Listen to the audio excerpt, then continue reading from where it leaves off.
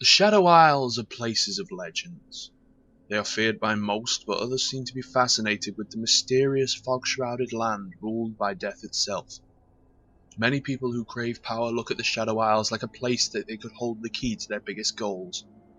This only helps build up the Isle's reputation. Karthus is a perfect example of a person who's found a source of his power in the mysterious land of the dead. He's now a lich, a terrible creature suspended between life and death, as he has given away his life in exchange to magic of oblivion. Even as a child, Karthus had been fascinated by death and suffering. He was a weird child who preferred to spend his time alone, and his friends were always afraid of the creepy child. Not only children could see something weird about Karthus, most adults were concerned about the boy's character and many curious actions he'd been taking. Since an early age, the boy had been sneaking his way into funerals of strangers to witness their burials, talk to tombstones, or carefully watch the suffering of animals, paying great attention to details. Young Karthus had even started his own morbid collection of dead animals that he could find. Shadows had become his only company early on, and it's not changed ever since. Growing up, Karthus had to work in society somehow, so he volunteered to take care of sick and wounded. He did not want to help them, however. He wanted to get closer to them, so he could watch closely as they died. One by one, his obsession with death did not get any better due to this action. He'd been going deeper and deeper into madness. He's even set up an elaborate plan to fake his death in order to watch his own funeral. It's worked perfectly, and the results have fascinated Karthus. He was thrilled by the feeling of his relatives mourning his death. They, however, did not seem to share his enthusiasm. When they discovered that Karthus was not dead and he'd played them all, they decided it would be better to just cut loose from him. Lonely, isolated from any living beings, Karthus spent his days studying ancient books describing dark rituals and death magic, including many examples that people fear to even talk about. And with every day, Karthus felt more attracted to it. Dark, deadly spells described in the book were beautiful to him. That is what he was looking for his whole life: control over the power of death. Listening to the tales of travellers, he became fascinated with the Shadow Isles, lifeless land covered in eternal darkness. Karthus liked what he managed to gather about the Isles, and what seemed like a nightmare for anyone else was a perfect place for Karthus to be. He's always been lured into the single mystical moment of death. Ghosts of the Shadow Isles, cursed by an unknown death.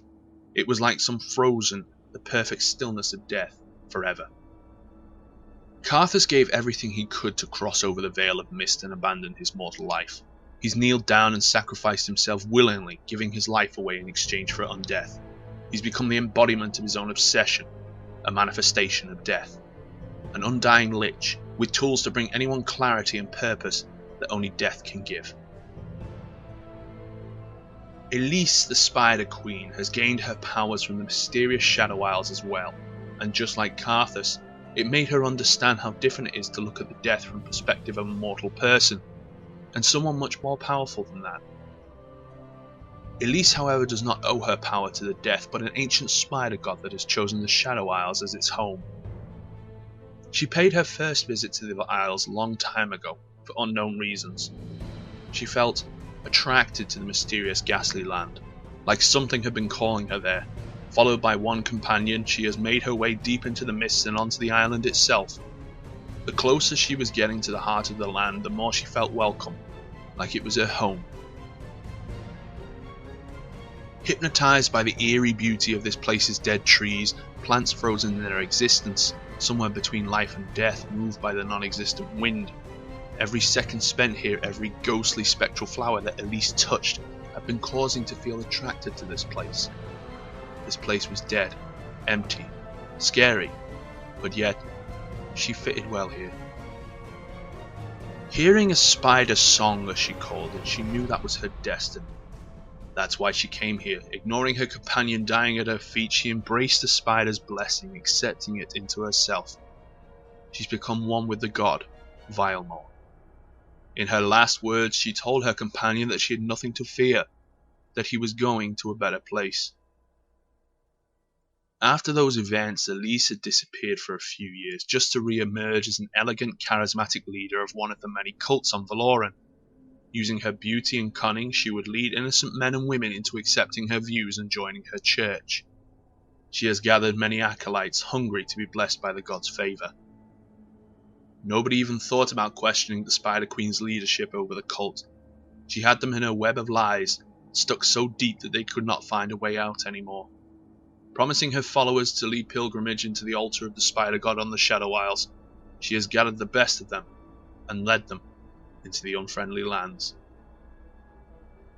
She had chosen the most devout ones to join her, those that would not leave her side even if they would have to die, and that's exactly why she chose them. None of the disciples wanted to fail their great leader, and they have bravely followed Elise deeper and deeper into the Dead Land, until they reached a great cave shrouded in webs. Surprised by lack of any visible temple or shrine, the acolytes of the cult started to look around the cave looking for anything standing out. They didn't understand what was happening. When Elise raised her arms in a triumphant pose turning to the crowd, they could witness spider legs growing out of the High Priestess's arms. In panic, they tried to run, to get away from this beast. They could not do anything. Caught in the sticky magical web, trapped and helpless, they were a sacrifice that Elise prepared for the Spider God. And just like her disciples wanted, they could finally gain their god's biggest blessing, death. When the massive undead spider had had his dinner, Elise approached him with the greatest of care, extracted its venom. Slowly drinking it, she could feel life flowing through her veins, filling her with new energy as her mortality had been delayed because of the sacrifice she'd made for her god. This was not the first time this had happened, and it will happen many times in the future.